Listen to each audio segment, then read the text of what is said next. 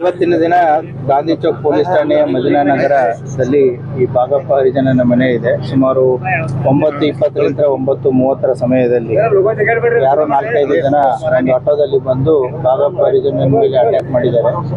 ಭಾಗಪ್ಪ ಹರಿಜನ ಊಟ ಮಾಡಿಕೊಂಡು ಮನೆ ಹೊರಗಡೆ ನಡೆದಾಡ್ತಿರ್ಬೇಕಾದ್ರೆ 4ರಿಂದ 5 ಜನ ಬಂದು ಕೊಡ್ಲಿ ಯಂತ್ರ ಹೊಡೆದಿದ್ದಾರೆ, ಮತ್ತೆ ಪಿಸ್ತೂಲ್ ಯಂತ್ರನೂ ಕೂಡ ಹೊಡೆದಿದ್ದಾರೆ ಅನ್ನೋದು ಮಾಹಿತಿ ಇದೆ.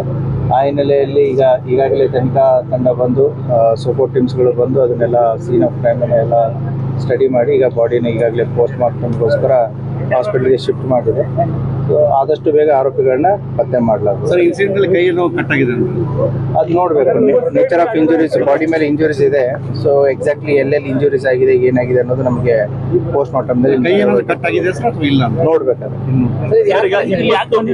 ಜನರ ತಂಡ ಬೈಕ್ ಅಲ್ಲಿ ಬಂದಿತ್ತು, ಲೈಟ್ ಎಲ್ಲ ತೆಗೆದಿದ್ರು, ಮತ್ತೆ ಗುಂಡಿನ ಶಬ್ದವನ್ನು ಕೇಳಿದೆ ಅಂತ ಹೇಳ್ತಾ ಇದ್ದಾರೆ ಸ್ಥಳೀಯರು. ಅದು ಎಷ್ಟು ಜನ ಬಂದಿದ್ರು ಅನ್ನೋದು ಇನ್ನೂ ನಿಖರವಾದಂತ ಮಾಹಿತಿ ಇಲ್ಲ. ಈಗ ಮನೆಯವರು ಹೇಳಿದ ಪ್ರಕಾರ 4ರಿಂದ 5 ಜನ ಅಂತ ಹೇಳಿದ್ದಾರೆ. ಗುಂಡಿನ ಶಬ್ದ ಅದನ್ನು ಹೇಳಿದ್ದಾರೆ.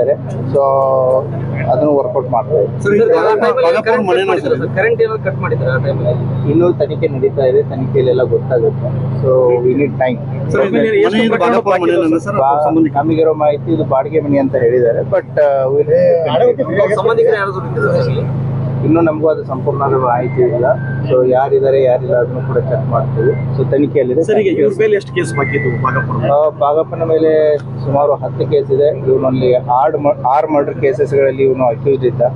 ಒಂದು ಅಟೆಂಪ್ಟ್ ಟು ಮರ್ಡರ್ ಕೇಸಲ್ಲಿ ಅಕ್ಯೂಸ್ಡ್ ಇದ್ದ, ಒಂದು ಆರ್ಮ್ಸ್ ಆ್ಯಕ್ಟಲ್ಲಿ ಅಕ್ಯೂಸ್ಡ್ ಇದ್ದ. ಸುಮಾರು 1999 ಒಂದು ಕ್ರಿಮಿನಲ್ ಹಿಸ್ಟ್ರಿ ಸ್ಟಾರ್ಟ್ ಆಗಿದೆ. ಕೊನೆಯದಾಗಿ 2017ರಲ್ಲಿ ಒಂದು 16 ಮತ್ತು 17ರಲ್ಲಿ 2 ಸೆಕ್ಯೂರಿಟಿ ಕೇಸಸ್ಸು ಮತ್ತು ಹೆದರ್ಸಿದ ಕೇಸುಗಳಿದೆ. ಸೊ ಆ ಹಿನ್ನೆಲೆಯಲ್ಲಿ ಇವನು ಕೂಡ ಕ್ರಿಮಿನಲ್ ಹಿನ್ನೆಲೆ ಹೋದಂಥ ವ್ಯಕ್ತಿನೇ ಆಗಿದ್ದಾನೆ. ಸೊ ನೋಡ್ತಾ ಇದ್ದೀವಿ, ಎಲ್ಲ ಆಯಾಮಗಳಲ್ಲಿ ತನಿಖೆ ನಡೀತಾ ಇದೆ. 10 ಕೇಸಲ್ಲಿ ಏನೋ ಇನ್ನೂ ಟ್ರಯಲ್ ನಡೀತಾ ಇದೆಯಾ? ಸರ್, ಬೈಕ್ನಲ್ಲಿ ಏನೋ ಬಂದಿದ್ರು ಸರ್ ಅವರು ದುಷ್ಕರ್ಮ ಮೇಲೆ, ಅದನ್ನು ಅಪ್ಡೇಟ್ ತಗೋತೀವಿ. Will investigate. ವಿಶೇಷ ತಂಡ ಹೇಳಿ ಸರ್. ಸ್ಪೆಷಲ್ ಟೀಮ್ ಜಿಲ್ಲಾ ಟೀಮೇ ತಂಡವಾಗಿ ವರ್ಕ್ ಮಾಡ್ತಾ ಇದೆ. Will arrest the accused as early as possible.